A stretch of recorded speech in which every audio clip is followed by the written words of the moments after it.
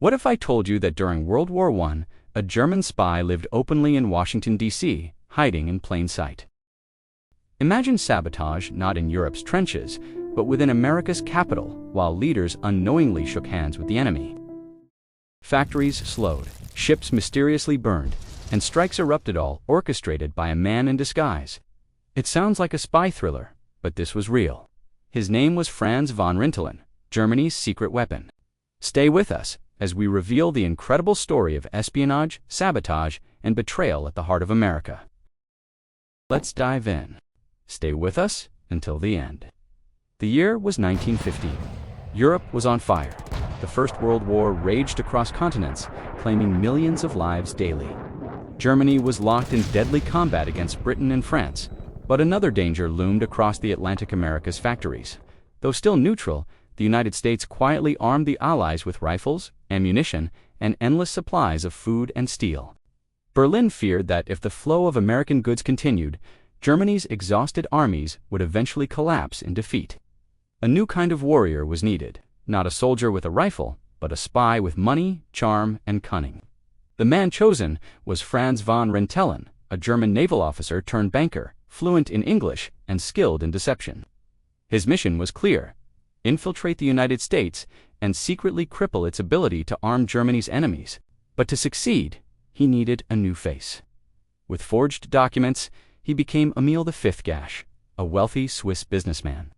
He arrived in New York with a convincing story, a pocket full of money, and the confidence of a polished gentleman.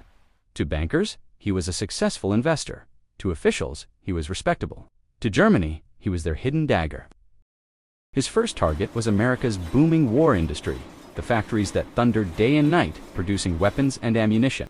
But sabotage had to be subtle. One man could not simply attack factories outright.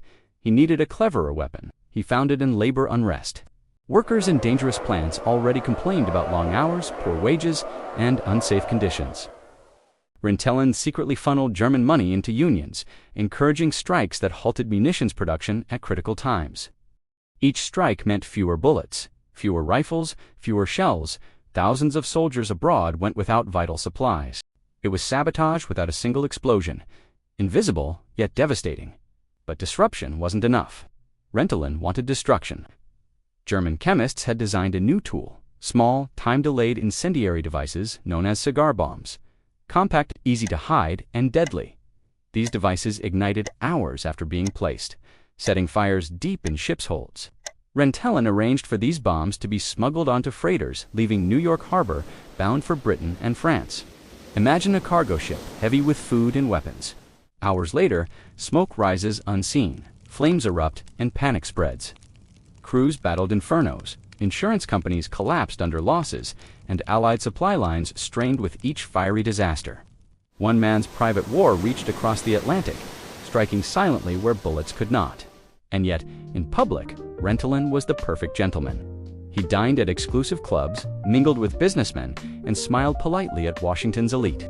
No one suspected that the charming Swiss banker was orchestrating chaos beneath their feet. Propaganda became his third weapon. He funded newspapers and pamphlets, spreading rumors designed to erode sympathy for Britain and France. His goal was to keep America neutral, or if possible, turn the nation's opinion against the Allies entirely. He whispered lies, stirred divisions, and sought to poison debates in Congress with subtle influence. Washington society embraced him, never realizing every conversation carried Germany's hidden agenda. Behind closed doors, coded telegrams flowed steadily to Berlin, reporting progress and requesting funds. For months, his operations spread unchecked, his confidence growing with each success. But no spy remains invisible forever. British intelligence began noticing odd patterns: intercepted cables, strange money transfers, suspicious fires at sea. The elegant Swiss banker was no ordinary businessman. His web of lies was slowly unraveling. Allies pieced together fragments of evidence, each pointing toward sabotage and conspiracy. The net was closing, even as Rintelen continued to dine and laugh in public, unaware of the storm ahead. In July 1915, his luck ran out. While traveling in Europe, British authorities captured him, exposing his carefully crafted cover at last. America was stunned, The war had already reached their shores not with armies, but through one man's deception. In 1917, after lengthy negotiations, Rintelen was extradited to the United States to stand trial. The courtroom drama gripped the nation.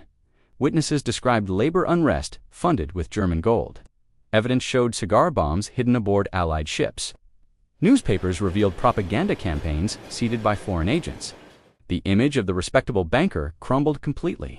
His charm, once his greatest weapon, now looked like arrogance. The jury saw through the disguise. He was guilty of fraud, sabotage, and espionage. Sentenced to prison, Rintelen's mission collapsed in disgrace. But his story didn't end behind bars. He served years in an American prison reflecting on the mission that once seemed unstoppable. By the time he walked free, the war had ended, Germany was defeated, and the world had changed. Dozens of ships had burned, millions of dollars lost, but America had survived and grown stronger. His sabotage proved dangerous, but not decisive. After his release, Rintelen returned to Germany, older, diminished, yet still whispered about as a legendary saboteur. His days of covert operations were gone, but his name remained linked forever to wartime betrayal. He lived quietly, far from the glamour and danger of Washington's elite circles. In 1949, Franz von Rintelen died in Switzerland, far from the nation he once targeted. His final years faded into obscurity, but his shadow lingered in history books of espionage. Franz von Rintelen's mission reveals how wars extend beyond trenches and battlefields into factories, politics, and even living rooms. He proved that a single agent with money, deception, and daring could shake nations without firing a single bullet. But his downfall shows the truth. Even the most careful spy leaves trails that intelligence will eventually uncover. America learned a lesson: defending the homeland is as vital as victory abroad. And history reminds us that betrayal often comes from within, hidden in plain sight. What do you think? Could Franz von Rintelen have truly changed history if he remained undetected a little longer? Was he a brilliant mastermind of sabotage, a reckless gambler whose luck simply ran out? Share your thoughts in the comments. We'd love to hear your perspective on this extraordinary chapter of espionage. If this story captivated you, please like this video and support the Judas Files. Don't forget to subscribe and ring the bell for more untold stories of betrayal, espionage, and hidden history. From traitors in wartime to spies in shadows, history is filled with secrets waiting to be revealed. And together, we'll uncover them one betrayal at a time.